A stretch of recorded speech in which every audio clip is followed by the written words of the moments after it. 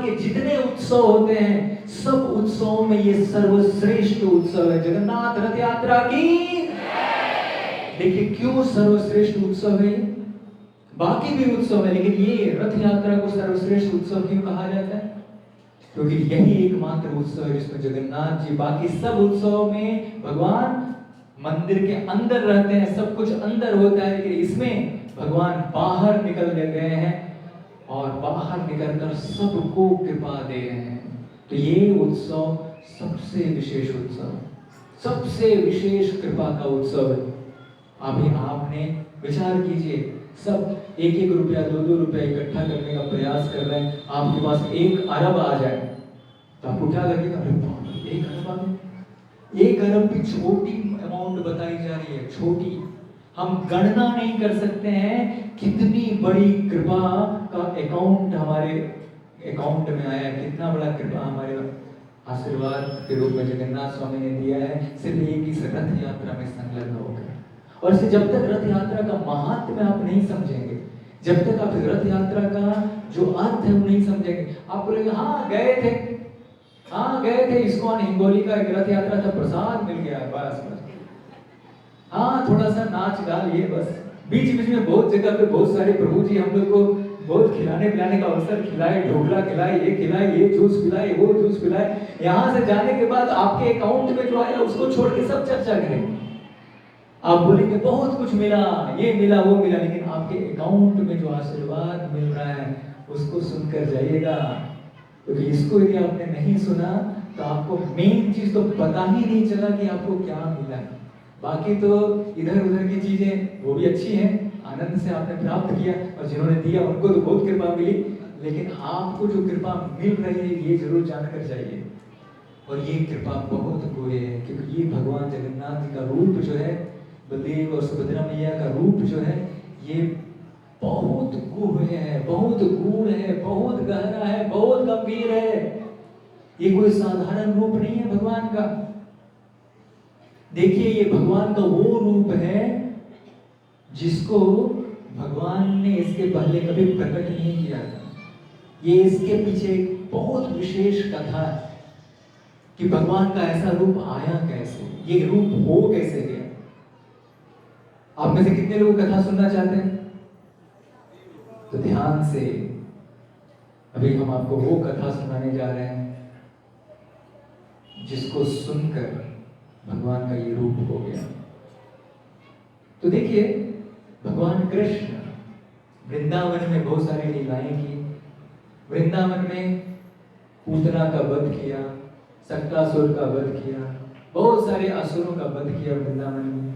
वृंदावन में गोपियों के साथ नृत्य किए, वृंदावन में गोवर्धन उठाया, वृंदावन में अनेक अनेक सुंदर लीलाएं की भगवान ने। और वो लीलाएं भगवान को इस तरह से आनंदित करती थी कि यद्यपि भगवान वृंदावन से चले आए मथुरा, वृंदावन से चले गए द्वारका, लेकिन उनकी रानियां जो है वो हमेशा एक ही चीज जानना चाहती थी कि आखिर भगवान कृष्ण ने क्या क्या वृंदावन में लीलाएं की, आखिर क्या किया उन्होंने कि हमेशा रात में सोते हुए भी नाम लेते रहते हैं। क्या नाम लेते रहते हैं? राधे राधे। और नाम लेते रहते हैं, अपनी गैयों का नाम लेते रहते हैं, ब्रज गोपिकाओं का नाम लेते रहते हैं। तो है द्वारका में, है मथुरा में, लेकिन नाम कहां के लोगों का ले रहे हैं? कहां के लोगों का ले रहे हैं? वृंदावन के। तो भगवान की जितनी रानियां हैं सब बोलती हैं कि अरे हमको जानना है आखिर क्या लीला हुई है वृंदावन में, आखिर क्या हुआ है वहां पे, कोई तो बताए, कोई तो बताए क्या हुई है लीला ब्रज में, कोई तो हमको भी सुनाए। अभी वहां पे कौन सुनाएंगे? सबके सब जो वहां पे जो हैं भगवान कृष्ण की 16,108 रानियां और उनके साथ माता देवकी। तो देवकी जो है वो खुद कहां पे रही है? मथुरा में रही है, कारागार में रही है, उनको भी पता नहीं। और बाकी 16,108 जो है वो भी अलग अलग जगहों से, उन्होंने भी लीला नहीं सुना हुआ है। तो आखिर उनको कौन सुनाए कि कृष्ण ने क्या क्या लीलाएं की है वृंदावन में। तो एक ही व्यक्ति है जो सब कुछ जान रही है, जो थी वृंदावन में और बाद में आ गई मथुरा और बाद में आ गई द्वारका। कौन है वो? कौन है वो? रोहिणी माता, श्री बलराम जी की मैया। एकमात्र माता रोहिणी जो है वो ही जब भगवान कृष्ण वृंदावन में थे तब वो वृंदावन में रही और सब लीलाओं को सुना है उन्होंने, सब लीलाओं को देखा है उन्होंने, आंखों देखा हाल पूरा का पूरा क्या चल रहा है सबको। जैसे क्रिकेट कमेंट्री में चल रहा होता, हाँ अभी 4 रन बचे हुए हैं और ये चौथा बॉल और मार दिया चौका, तो जो कमेंटेटर है उसको सब पता है क्योंकि आंखों देखा हाल देख रहा है। उसी तरह माता देवकी वृंदावन में और वृंदावन में देखी है कृष्ण के सब लीलाओं को। तो सभी 16,108 रानियां जो है वो सब माता, बोलिए क्या नाम है? माता रोहिणी की, माता रोहिणी की। देखिए हम सब जैसे माता रोहिणी की जय कर रहे हैं, बलराम जी मुस्कुरा रहे हैं हम सबके ऊपर। तो माता रोहिणी से निवेदन करते हैं कि माता आप कृपया करके हम सबको कथा सुनाइए। हम कथा सुनाते, राम सकल गुण निधान की नहीं, कृष्ण सकल गुण धाम की, जो ब्रज में क्या क्या लीलाएं की, बताइए क्या क्या लीलाएं हुई। तो माता रोहिणी बोलती हैं देखिए हम कथा तो सुनाएंगे लेकिन ये कथा बहुत डेंजरस, बहुत खतरनाक है। आप बोलेंगे क्या खतरनाक है? ये कथाएं ऐसी हैं कि माता रोहिणी बोलती है यदि बाय चांस जाने अनजाने में भी, जैसे आप सब सुन रहे हैं, गलती से भी यदि कृष्ण और बलराम सुन लिए, गलती से भी, जानबूझ के नहीं, गलती से भी यदि उन्होंने सुन लिया तो फिर बंटाधार हो जाएगा। बंटाधार मतलब अनर्थ हो जाएगा। अनर्थ मतलब पता नहीं क्या हो जाएगा, हम कुछ सोच नहीं सकते हैं कि हम किसी तरह से इनको इधर रखे हुए हैं, इनको यदि कहीं वृंदावन का स्मरण हो गया तो कब इधर से कहां निकल जाए ब्रज में कोई गारंटी नहीं है, इसलिए हम ये कथा नहीं सुना पाएंगे। तो रानियां बोलते नहीं कुछ तो प्रबंध कीजिए, कुछ तो करिए, कुछ तो उपाय निकालिए, कुछ तो हल निकालिए। तो फिर माता रोहिणी बोलती है एक हल है, सुभद्रा, माता सुभद्रा की। तो माता सुभद्रा को उस महल के दरवाजे के ऊपर खड़ा किया जाता है कि आप अभी ये जो दरवाजा है इसके बाहर खड़े रहना, और खड़े रहना और क्या देखना, क्या देखना, कहीं कृष्ण और बलराम आ तो नहीं रहे हैं, और दरवाजा रहेगा बंद, तुम रहना आगे खड़े ध्यान से देखते हुए कि कहीं कृष्ण और बलराम आ तो नहीं रहे, और यदि कृष्ण बलराम आ रहे होंगे तो तुरंत बेल रिंग कर देना, ठक ठक दरवाजे पे नॉक कर देना, ताकि हम लोग कथा वहीं पे विराम कर दें।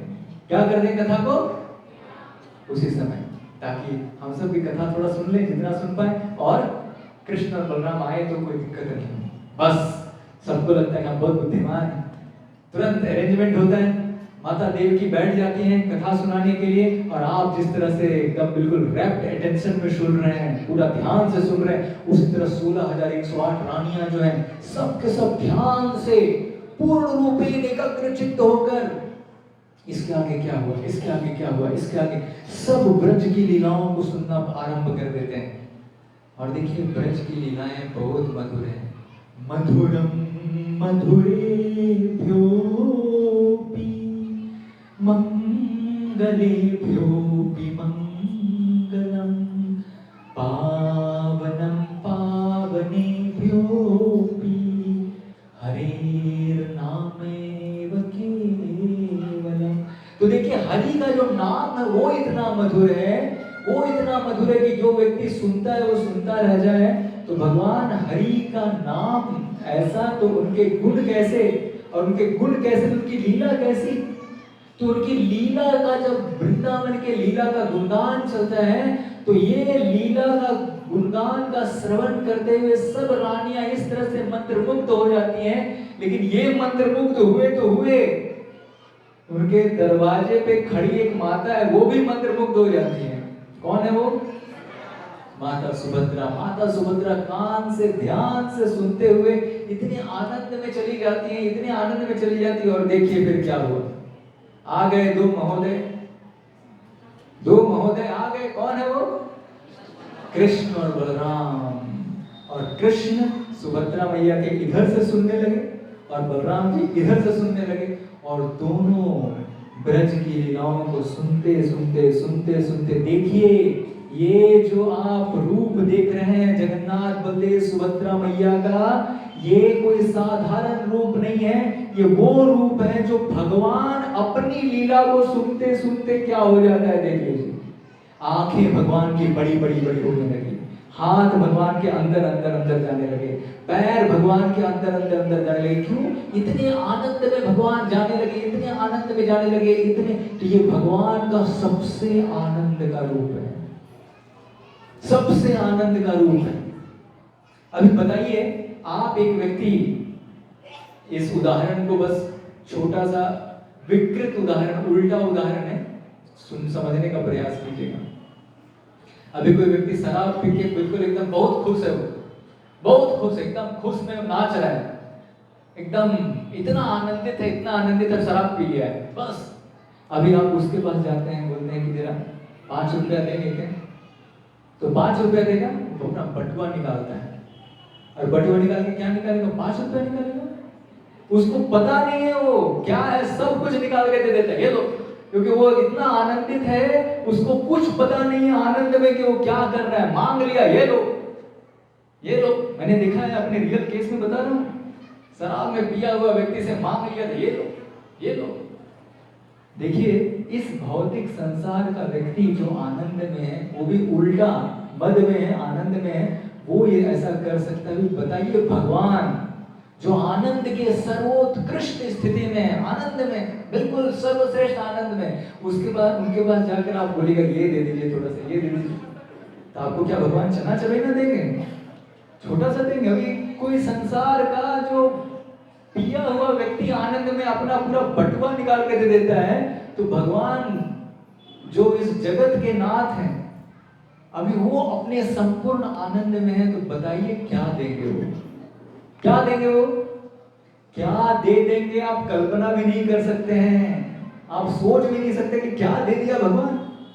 क्योंकि भगवान इतने प्रेम में, इतने प्रेम के उच्चतम स्तर में आनंदित है कि जगन्नाथ बलदेव सुभद्रा मैया का ये रूप कृपा का सबसे बड़ा सागर है। आप मांगने के लिए गए थे अठन्नी चवन्नी, और पता चला कि आपको इतना दे दिया कि बैंक ही तहस नहस हो गए। किस तरह तहस नहस हो गए? बैंक में आपके अकाउंट में इतना आ गया कि बैंक का सॉफ्टवेयर नहीं संभाल पाया। सोचिए। तो मैं उदाहरण क्या देना चाह रहा हूँ? भगवान की कृपा, भगवान की कृपा, और जगन्नाथ जी वही कृपा को देने वाले अवतार हैं। तो जब ये रूप, जब भगवान के हाथ अंदर चले जाते हैं, पैर अंदर चले जाते हैं, आंखें बड़ी बड़ी हो जाती हैं, भगवान के आनंद के सरोवर में है, उसी समय वहां पे नारद मुनि उपस्थित हो जाते हैं। देखिए, शास्त्रों में जो नारद मुनि का स्तर है, हम लोग टीवी में देखते हैं, नारद मुनि को दिखाया जाता है, बहुत गलत रूप में दिखाया जाता है। नारद मुनि के कारण भगवान की सबसे अद्भुत कृपा मिलती है। नारद का मतलब क्या होता है? जो नारायण को दे सके, नारायण को जो दे सके वो है नारद। तो नारद मुनि कोई साधारण पर्सनालिटी नहीं है। इसी क्षण यहाँ पे नारद मुनि आते हैं और तुरंत आनंद में नाचने लगते हैं, बोलते हैं जय हो जय हो जय हो, बोलिए जय हो जय हो जय हो। हमने देख लिया, बोलिए हमने देख लिया, हमने देख लिया।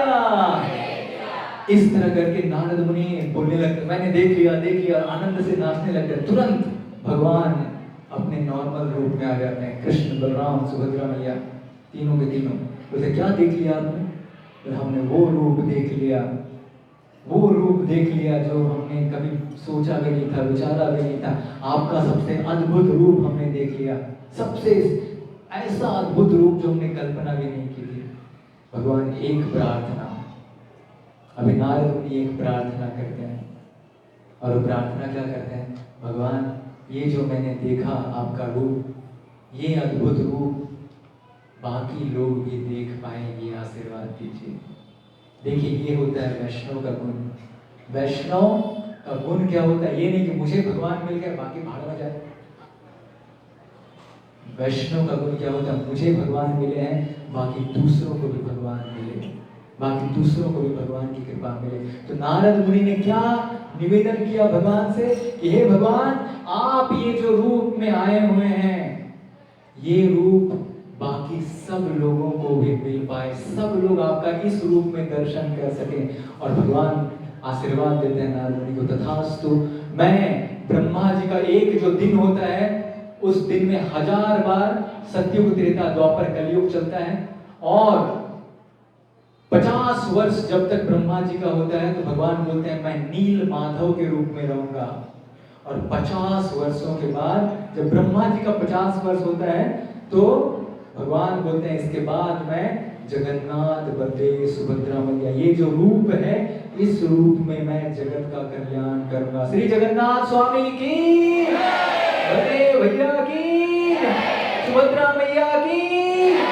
देखिए इतना अद्भुत रूप है जगन्नाथ, बलदेव, सुभद्रा मैया का, जो नारद मुनि ने जो प्रार्थना की उसके कारण, उनके कारण हम सबको ये भगवान का अद्भुत रूप मिल रहा है।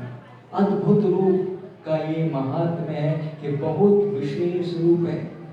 और ये जो रथ आपने खींचा अभी, ये रथ खींचा जो आपने, ये रथ कोई साधारण रथ नहीं है।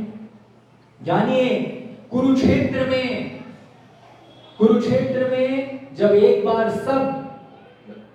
सब भगवान की रानियां और भगवान पांडवों के साथ ये सब जब गए थे कुरुक्षेत्र में एक बार सूर्य ग्रहण पर, और उस समय वहां पे ब्रज से राधा रानी और बाकी सब गोपिकाएं भी जाती हैं। और जब वहां पहली बार वृंदावन से दूर भगवान को देखते हैं श्रीमती राधा रानी और गोपिकाएं, वो देखते ये हमारे गोपाल, हमारे कृष्ण, उनके सर पे मुकुट है, अलग अलग आभूषण पहने हुए हैं, अलग अलग अस्त्र शस्त्र लिए हुए हैं। वो बिल्कुल राधा रानी और बाकी गोपिकाओं को अच्छा नहीं लगता है। उस रूप को देखकर उनके मन में लगता है कि कृष्ण यहाँ पे प्रसन्न नहीं है, आनंदित नहीं दिख रहे हैं। और ध्यान से सुनिए, अभी गोपिकाएं और श्रीमती राधा रानी क्या करती हैं? मन ही मन भगवान कृष्ण को श्रीमती राधा रानी विशेषकर एक रथ बनाती है। कैसे बनाती है रथ? मन ही मन, बोलिए। मन ही मन में श्रीमती राधा रानी उनको एक रथ बनाती है और उस रथ में भगवान कृष्ण को बिठाती है।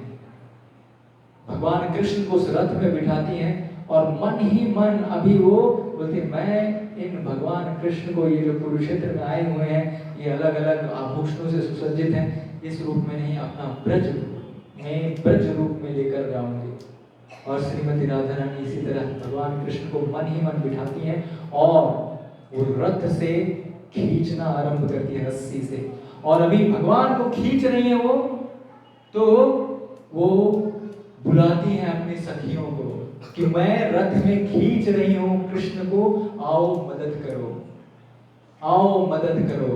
और उसमें श्रीमती राधा रानी की सभी सखियां, सभी मंजरियां और सब जो श्रीमती राधा रानी के भक्त हैं वो आ जाते हैं उस श्रीमती राधा रानी के द्वारा बनाए गए रथ को खींचने के लिए।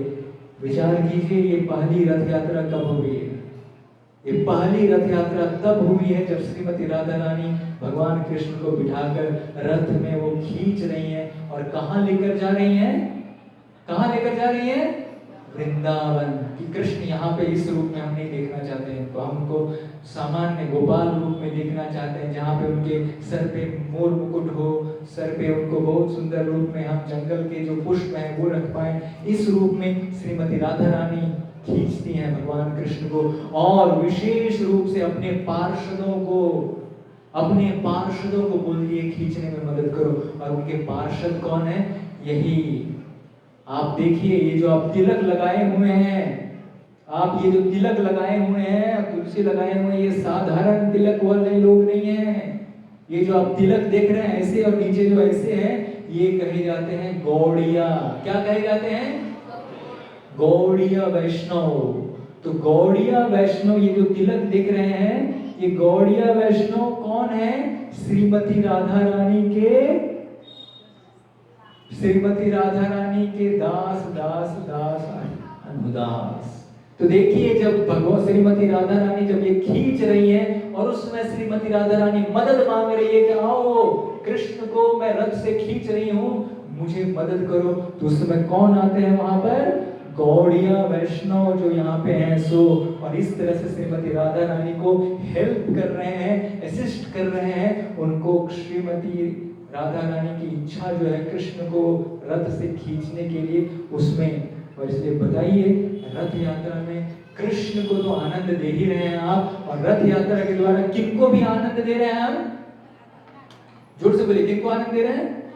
श्रीमती राधा रानी को भी, क्योंकि श्रीमती राधा रानी खींच रही है और रथ, उनको हम सब असिस्ट कर रहे हैं। श्रीमती राधा रानी की, श्रीमती राधा रानी की। और इसलिए मैं कह रहा हूं, ये बहुत गुह्य लीला है, बहुत गूढ़ लीला है, बहुत कम लोग जानते हैं इस रथ यात्रा का रहस्य, इस रथ यात्रा का सौभाग्य। ये रथ यात्रा के द्वारा जो कृपा का आशीर्वाद मिल रहा है, ये सबको पता नहीं है। ये बहुत गहरा रहस्य है कि कैसे जगन्नाथ स्वामी कृष्ण को श्रीमती राधा रानी खींच रही हैं। और उस खींचते हुए सोचिए, हम सब जैसे पतित लोग, हम सब जैसे लोग जो ना राधा रानी का नाम लेते हैं, ना कृष्ण का नाम लेते हैं, अपने केवल घर बार का नाम लेते रहते हैं। वैष्णव की कृपा से हम सबको भी मौका दे दिया जा रहा है कि आप भी आओ और आप भी खींचो, और हम सब भी श्रीमती राधा रानी के दास दास दास अनुदास का आशीर्वाद प्राप्त करते हैं। श्रीमती राधा रानी की, श्री जगन्नाथ बलदेव सुभद्रा मैया की। देखिए, ये आशीर्वाद हम सब प्राप्त कर रहे हैं इस रथ यात्रा के द्वारा। इसलिए इस रथ यात्रा को जीवन का सबसे सौभाग्यशाली क्षण समझिए। ये कोई साधारण, कोई आपने छोटा मोटा कोई शादी का जो रथ होता है वो नहीं खींचा है, आपने अपने जीवन का सबसे श्रेष्ठतम सौभाग्य प्राप्त करने का रस्सी, जिसमें स्वयं भगवान बैठे हुए हैं, उसको आप अपने हृदय में लेकर आए हैं।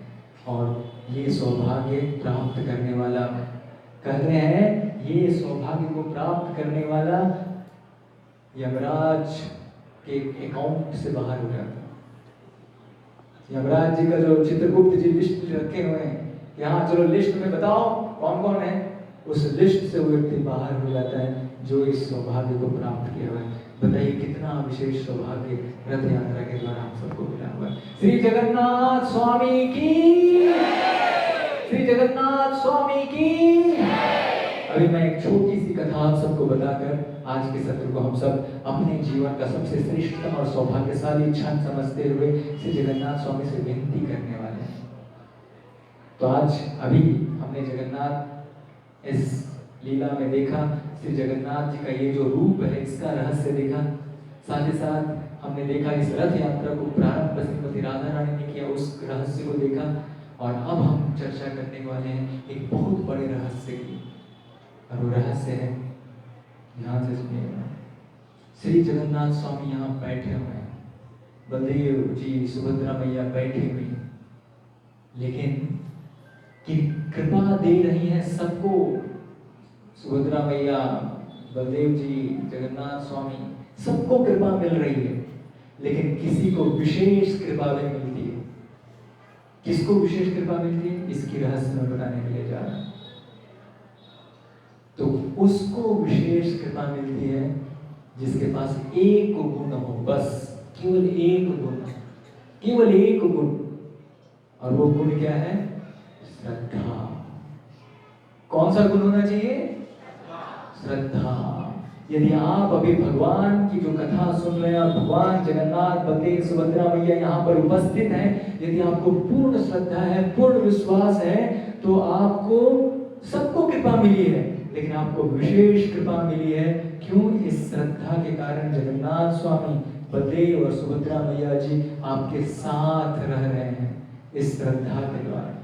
लेकिन यदि हम सुने, बैठे और प्रसाद लिए, सब प्रकार के प्रसाद को प्राप्त किए, लेकिन यदि श्रद्धा नहीं है हमारे हृदय में, तो हमने कृपा तो प्राप्त की, लेकिन विशेष कृपा प्राप्त नहीं की। और वो विशेष कृपा क्या है? जगन्नाथ जी को अपने साथ में लेकर जाने का।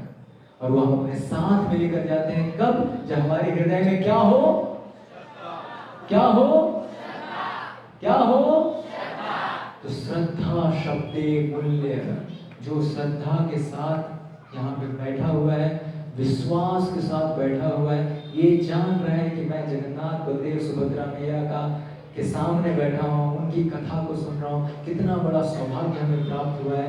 वो वास्तव में वास्तविक कृपा पात्र है और विशेष कृपा पात्र है। क्यों विशेष कृपा पात्र है? क्योंकि उसके साथ जगन्नाथ, बलदेव, सुभद्रा मैया स्वयं उसके साथ उसके हृदय में रहने वाले हैं। श्री जगन्नाथ स्वामी की, बलदेव जी की, सुभद्रा मैया की। इसलिए देखिए, श्रद्धा हम सब यहाँ सुनेंगे, लेकिन श्रद्धा से सुन रहे हैं, विश्वास के साथ सुन रहे हैं, तो भगवान हमारे साथ हमारे हृदय में। नहीं तो भगवान गीता में कहते हैं, ये धामा प्रपद्यन्ते तां तथैव भजामि हम। आप जिस रूप में मेरे तरफ आएंगे, मैं उस रूप में आपके साथ आदान प्रदान करूंगा। आप समझेंगे कि हाँ ये लकड़ी के हैं जगन्नाथ, ये लोग श्रद्धा से इनका पूजा करते हैं, हाँ ठीक है चलो, तो भगवान उस रूप में आपको आदान प्रदान करेंगे। आप समझेंगे भगवान है ही नहीं, तो भगवान उस रूप में आदान प्रदान करेंगे। आप भगवान को एक शक्तिशाली व्यक्ति मानेंगे, भगवान उस रूप में आदान प्रदान करेंगे।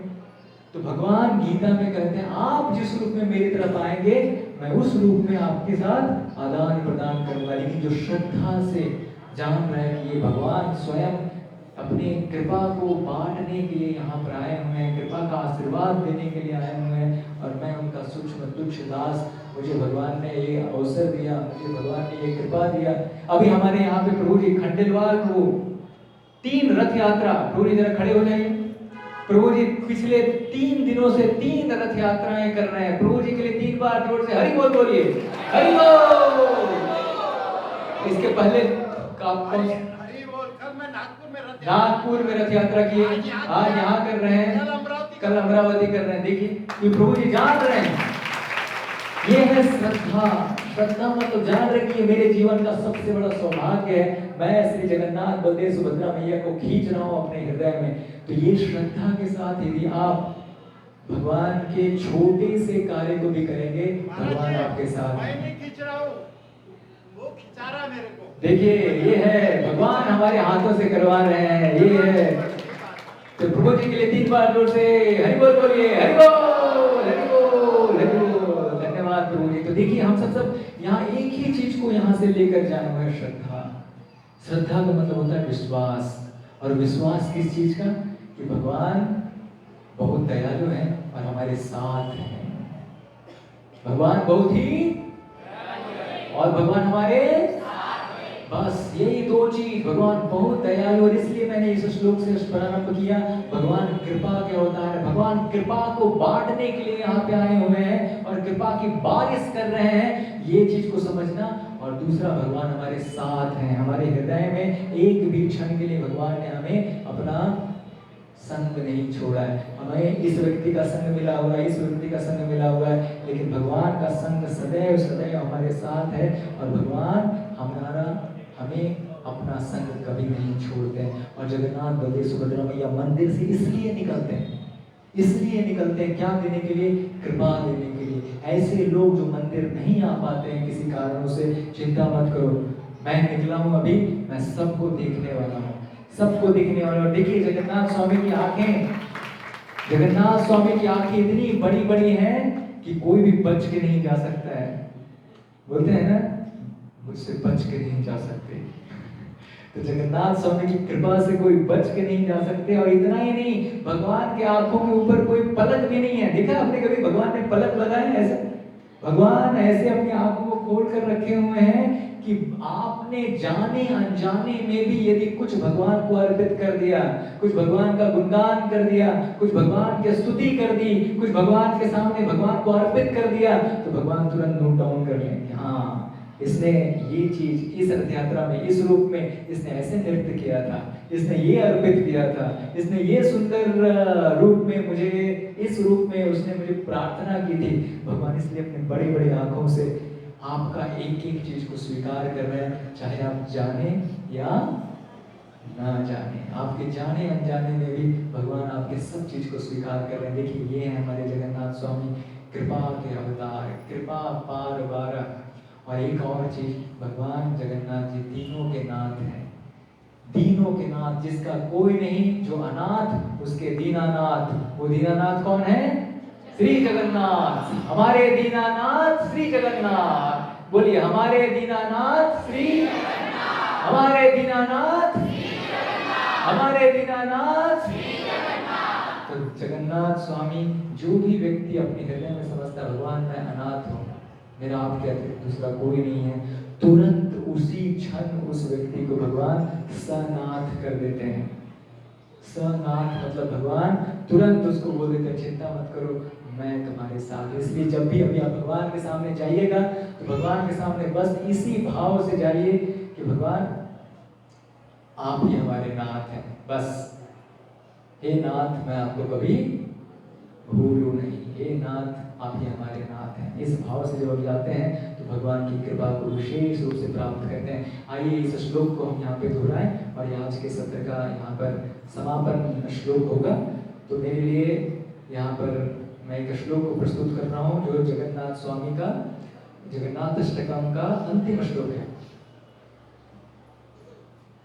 तो मैं पहले आपके सामने सुनाता हूँ, सुनिएगा। हरतुम संसारम द्रुततरम सारम सुरपते, हरतुम पापानां विततिम अपराम यादवपते, अहो दीननाथे निहित चरणौ निश्चितमिदं, जगन्नाथ स्वामी नयन पथगामी भवतु मे। अभी आप मेरे साथ दोहराइए। जगन्नाथ स्वामी नयन पथगामी भवतु मे, जगन्नाथ स्वामी नयन पथगामी भवतु मे, हरतुम संसारम दुर्धर्म सारम सुरपते, हरतुम पापानां विततिम अपरां, विततिम अपरां यादवपते, अहो दीननाथे, अहो दीननाथे निहित चरणौ, निहित चरणौ निश्चितमिदं, निश्चितमिदं, जगन्नाथ स्वामी नयन पथगामी भवतु मे। तो देखिए इस जगन्नाथ अष्टकम के अंतिम श्लोक में बहुत बड़ी चीज को बताया जा रहा है, बहुत बड़ी चीज को बताया जा रहा है। यहाँ पे कहते हैं ये जगन्नाथ स्वामी जो है वो ये संसार जो है जन्म मृत्यु का चक्र, ये जन्म मृत्यु का चक्र का जो संसार है जिसमें हम सब फंसे हुए हैं। अभी इस जन्म के बाद अगला जन्म, अगला जन्म के बाद अगला जन्म, बिल्कुल जैसे चक्के का पहिया घूमता है उसी तरह उस चक्के के पहिए में हम घूम रहे हैं। लेकिन ये जगन्नाथ स्वामी ये हरतम संसारम, ये इस संसार को हर लेते हैं, जन्म मृत्यु के चक्र से बाहर निकाल देते हैं। हरतम पापानाम, हमने कितने कितने पाप किए होंगे, सब पाप नष्ट कर देते हैं जगन्नाथ स्वामी। और क्या कह रहे हैं यहाँ पे, अहो दीननाथे निहित चरणों निश्चितमिदम। यहाँ पे इस श्लोक में एक बहुत बड़ी चीज कही जा रही है, वो कही जा रही है वर्ड निश्चित। बोलिए निश्चित, निश्चित, निश्चित। निश्चित का मतलब क्या होता है, जरूर, जरूर, जरूर। यहाँ पे कहा जा रहा है कि जो भी व्यक्ति जगन्नाथ स्वामी के सामने दीननाथ, हे भगवान मैं दीन हूँ और आप हमारे नाथ हैं, इस भाव में जो जगन्नाथ स्वामी के पास जाता है, जगन्नाथ स्वामी निश्चित रूप से उसके ऊपर अपनी कृपा बरसाते हैं। कृपा का बूंद नहीं, कृपा का बारिश करते हैं उस प्रत्येक व्यक्ति के ऊपर जो इस भाव में जाता है। कौन से भाव में, कौन से भाव में, जोर से बोलिए, दीन भाव में। दीन मतलब ये नहीं ये दीन है रात में रात हो जाएगा, तो दीन का भाव मतलब दीन में मैं भगवान जगन्नाथ स्वामी आपके सामने मैं दीन में उपस्थित हो गया था, इसलिए आप दीनानाथ। दीनानाथ मतलब ये नहीं कि दीन में भगवान के सामने उपस्थित हो गए। दीनानाथ का मतलब भगवान मैं दीन हूँ, मैं पतित हूँ और आप हमारे नाथ हैं भगवान।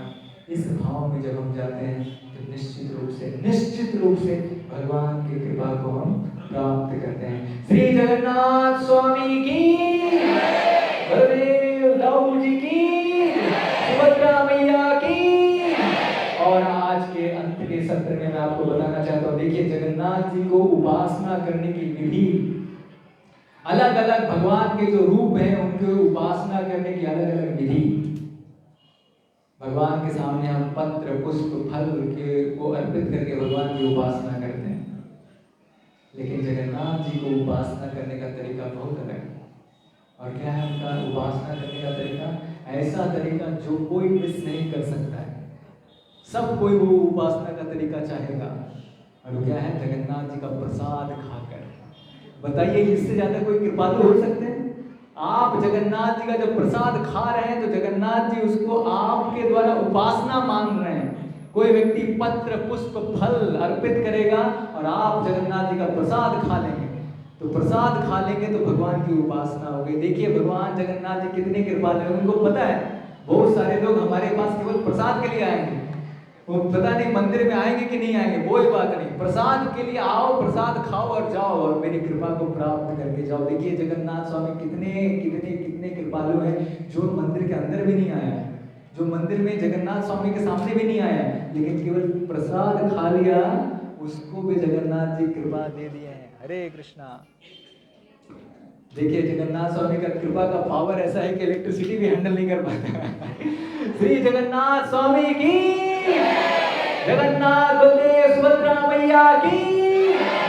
बहुत बहुत धन्यवाद आप सबका। और आप सब विशेष रूप से आज जगन्नाथ जी के कृपा पात्र हैं, क्योंकि जगन्नाथ जी के इस रथ यात्रा में जो स्वयं श्रीमती राधा रानी ने आरंभ किया है उसमें आप सब संलग्न हुए। और ये भगवान का अवतार, जो भगवान का ऐसा अवतार है, ऐसा रूप है जो नारद मुनि के विशेष प्रार्थना के कारण हम सबको मिला हुआ है। इस रूप में भगवान तीव्र और विशेष रूप से आनंदित हैं। और इस रूप के सामने भी आप मांगेंगे तो आप कल्पना नहीं करें आपको क्या मिल जाएगा।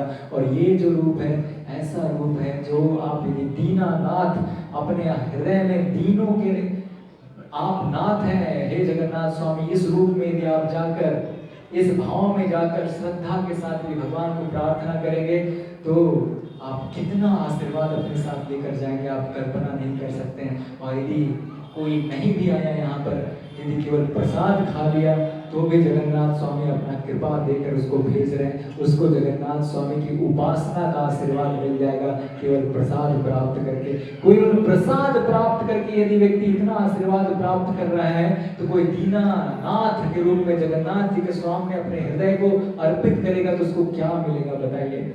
जो केवल प्रसाद खा के भगवान की कृपा को प्राप्त कर रहा है, यदि वो भक्त जगन्नाथ स्वामी के सामने जाकर अपने आप को ये रूप में प्रस्तुत करता है, भगवान मैं आपका भक्त बनना चाहता हूँ, उसको क्या कृपा मिलेगा। जो केवल प्रसाद खा के भगवान की उपासना करके भगवान को प्रसन्न कर सकता है, वो अपने आप को हरे कृष्ण महामंत्र के द्वारा नाचते हुए, कीर्तन करते हुए, भगवान को प्रसन्नता देते हुए दूसरों को हरिनाम देने में अपने आप को संलग्न करेगा। बताइए उसको क्या कृपा मिलेगी। बताइए वो व्यक्ति कितना सौभाग्यशाली होगा। सोचिए कोई व्यक्ति यहाँ आकर प्रसाद लेकर चला जाता है, उसको इतनी कृपा मिल जाती है। जो व्यक्ति रथ यात्रा में जगन्नाथ स्वामी की रथ यात्रा में अपने आप को संलग्न करता है, दूसरों को जोड़ता है और हरे कृष्ण महामंत्र में दूसरे लोगों को और अधिक जोड़ने का प्रयास करके जगन्नाथ स्वामी की प्रसन्नता के लिए उनके सामने नृत्य करता है, उसको क्या कृपा मिलेगी। विचार कीजिए, जो व्यक्ति केवल प्रसाद खाकर जगन्नाथ जी का कृपा प्राप्त कर लेता है, वो व्यक्ति जगन्नाथ जी जो कृपा बांट रहे हैं उनका वॉलंटियर बन जाता है कि मैं भगवान आपका वॉलंटियर, आपका स्वयं सेवक, आपका सेवक, दास दास अनुदास, और आपकी कृपा को बांटने के लिए मैं घर घर जाऊंगा, सबको निवेदन करूंगा,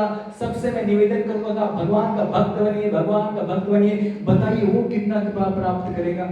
इसलिए कितना कृपा प्राप्त एक व्यक्ति कर रहा है जो भगवान के नाम गुण रूप लीला को दूसरों को बांट रहा है। भगवान गीता में स्वयं कहते हैं कि उससे दूसरा प्रिय मेरा कोई नहीं है। जो भी इस मैसेज को दूसरों को बांट रहा है, बोलिए जगन्नाथ स्वामी के कृपा को जो बांट रहा है वो कितना प्रिय होगा जगन्नाथ जी का। सोचिए जो जगन्नाथ रथ यात्रा में संलग्न करके इतना आशीर्वाद प्राप्त कर रहे हैं, वो जगन्नाथ स्वामी का रथ आयोजन कराने वाले व्यक्तियों को भगवान क्या देने वाले हैं बताइए। इसलिए मेरा आप सबसे नम्र निवेदन है, आप सब केवल जगन्नाथ जी का आशीर्वाद प्राप्त मत करिए, बल्कि जगन्नाथ जी का आशीर्वाद दूसरों को बांटने के लिए स्वयं को उनका एक सुंदर छोटा सा निमित्त बनाइए। जगन्नाथ जी की कृपा जो जगन्नाथ स्वामी बांटने के लिए आतुर हैं, आप सब स्वयं भी इस कृपा को लीजिए और दूसरों को ये कृपा बटे उसके लिए अपने आप को एक छोटा सा निमित्त बनाइए। जैसे पेन में स्याही जो है भगवान की कृपा है, लेकिन आप वो पेन बन जाइए जिसके द्वारा भगवान कितने लोगों का कल्याण करते हैं। और ये सरल रास्ता है, कैसे भगवान का नाम संकीर्तन से जोड़कर हरे कृष्णा कृष्णा कृष्णा हरे हरे, हरे राम राम राम हरे हरे। और कैसे जुड़कर बस सिंपल सरल रूप में हरे कृष्ण आंदोलन से जुड़िए, हरिनाम कीजिए। और हमारे श्रीमान अभय गोपाल प्रभु कृपया करके इधर आइए, श्रीमान अभय गोपाल प्रभु यहाँ पर आइए। तो जोरों से प्रभु जी को हम तालियों से इनको धन्यवाद देंगे। देखिए श्रीमान अभय गोपाल प्रभु हमारे मंदिर मुंबई मंदिर में ही बहुत ही प्रामाणिक और बहुत ही सिंसियर डिवोटी हैं, और इनकी प्रामाणिकता और इनकी सिंसियरिटी, इनका भगवान को सेवा करने का जो भाव है, इस भाव के कारण ही हिंगोली शाखा जो है इस्कॉन की, ये शाखा की जिम्मेवारी अभय गोपाल प्रभु जी को दी गई है। हरि बोल। तो हमारे अभय गोपाल प्रभु जी यहाँ पे आते हैं प्रत्येक महीने में 2 बार, 2 शनिवार को, और यहाँ पे श्रीमद् भागवत और भगवद गीता के ऊपर कथा करते हैं। और इनके कथा का एकमात्र उद्देश्य यही है जो मैंने कहा कि भगवान की कृपा को प्राप्त कीजिए और भगवान की कृपा को लेकर दूसरों को बांटिए। ये आते ही हैं बस केवल एक चीज देने के लिए, और क्या देने के लिए? आपको सेल्समैन बनाने के लिए। लेकिन वो सेल्समैन क्या चीज का? भगवान की कृपा का। और वो सेल्समैन आप जो बन रहे हैं कृपा का, उसमें आपको किसी से लेना नहीं है, आपको सिर्फ कमीशन मिलेगा। और कमीशन क्या मिलेगा? भगवान का कृपा, भगवान का मुस्कान। देखिए अभय गोपाल प्रभु हमारे मुंबई से आते हैं प्रत्येक शनिवार, प्रत्येक महीने में 2 शनिवार को, सिर्फ आप सबको अधिक से अधिक कृपा मिल सके, अधिक से अधिक आशीर्वाद मिल सके। बताइए इससे बड़ा क्या सौभाग्य होगा। जो जगन्नाथ स्वामी एक अन्न, कोई प्रसाद ले ले, उनको उस पर प्रसन्न हो जाते हैं। और यदि कोई रथ यात्रा आयोजन करे कोई भगवान का कीर्तन करके दूसरों को नचाए, कोई भगवान के नाम कीर्तन में लोगों से जोड़े अपने आप को, बताइए उनके ऊपर कितनी कृपा करेंगे। तो आइए हम विशेष रूप से अभय गोपाल प्रभु को धन्यवाद देते हैं और आभार प्रकट करते हैं 3 बार जोर से हरि बोल बोलकर, हरि बोल, हरि बोल, हरि। और आप सबसे मेरा नम्र निवेदन है कि आप सब केवल अपने तक कृपा मत रखिए, इस कृपा को बांटिए। जितना आप बांटेंगे उतना ही भगवान आपको और अधिक कृपा देंगे। और इसके लिए जगन्नाथ स्वामी यहाँ पर आ रहे हैं। Thank you very very much. Shri Jagannath Baldev Subhadra मैया रथ यात्रा की, रथ यात्रा महामहोत्सव की। तो अभी हम अभय गोपाल प्रभु को एक भगवान से जगन्नाथ जी का पुष्प का माला अर्पित करेंगे और आप सब कृपया तालियों के साथ प्रभु जी को धन्यवाद दीजिए।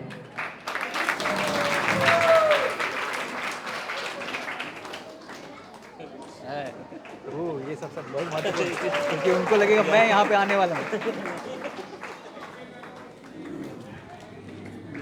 अरे